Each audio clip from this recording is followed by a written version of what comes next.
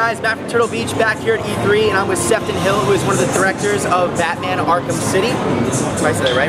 Yeah, like one of the best games ever. I'm almost a little nervous talking with Sefton because I'm in absolute awe. One of my favorite games ever. Thank you so much for talking to us. No problem. Thanks a lot for coming. Yep. So tell us all about Arkham City, how it's going to follow up from the original game, and where the story can take us this time. So Arkham City follows immediately on from Arkham Asylum. Basically, what we have with this game is following the events of Arkham Asylum, Quincy Sharp, who was warden of Arkham Asylum, basically closed down that facility. He also closed down Blackgate Prison, and he walled off this entire district of Gotham, basically, and put all of the people from Arkham Island and all of the people from Blackgate into this one place, and lined the walls with these tiger guards, this kind of mercenary force, just to keep everyone in. So that's kind of where the story picks up.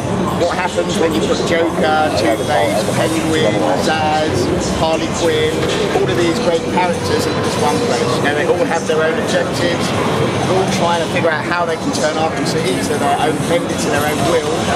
And the only person stopping them is Batman. Of course.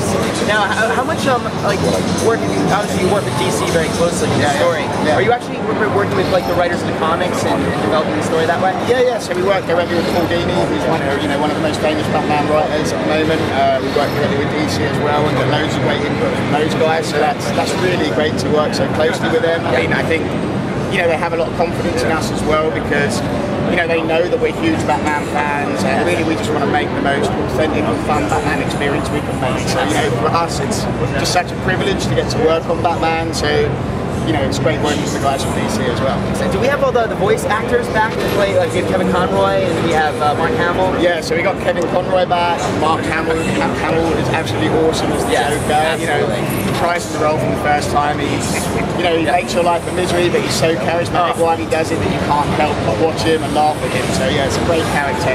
He does an amazing job. I mean, even in the voice recording sessions, he was just cracking us up. It was absolutely brilliant. Absolutely. Kevin Conroy will always be my Batman. Yeah, totally. Yeah, whenever you read the comics, like Kevin Conroy is the voice I hear. Yeah, absolutely. So what new tricks is in Batman's arsenal for this version? Wow, so we've got loads of new tricks. We've doubled the number of combat moves, so the free flow combat system. We've doubled the number of moves, doubled the number of animations, a whole new load of takedowns you can do, Predator stealth takedowns. We've completely redesigned Batman's traversal skills, so you can dive, grapple boost, up off the buildings and kind of keep your flow. So we have like a full momentum gliding system. So when you get really good at this, you can use your momentum to move throughout the whole city without even touching the floor. It's like probably the biggest system we've completely redesigned from the ground up. Right. You can grapple while gliding, grapple while running, grapple and kind of cancel the grapple to use that momentum to fly forward. So it's a bit like the combat system that when you first play, you'll be good, you'll be running across the rooftops, but by the end of the game, we're going to be blending all of these moves together, flying down tight alleyways. It feels great. Oh, that's fantastic. Now, I haven't even played it yet, but is there going to be another one?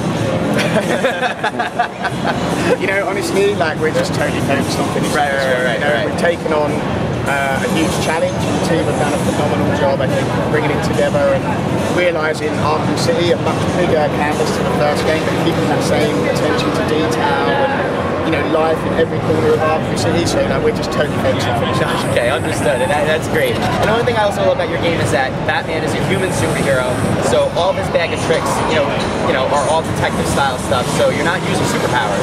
That I think opens a lot. You can take it from anywhere. Yeah. I mean, I think for us, Batman is that beautiful combination of incredibly powerful but totally vulnerable at the same time. So it's his intelligence and his gadgets that keep him one step ahead, that preparedness that Batman has. So I think that's the thing that really sets him apart. If you get seen by guys with guns, you can get killed really quickly. So it's that lovely balance of you always know you're just on the edge of getting taken down. Right. But if you're smarter, if you're more intelligent, you can take these guys down. And if you ever get beaten up, if you ever get killed, it's kind of always your fault. It's always a decision you made. You could have analysed the situation. And if you think and play like Batman and prepare like Batman, you'll be successful. That's great. I can't wait to play it. It comes out, when's it dropping? So October 18th. October 18th. All right, so maybe later we can come back and play a little bit? For sure. All right, awesome. All right, well, thank you so much for talking with us. Thanks a lot. Batman, Arkham City, check it out this October.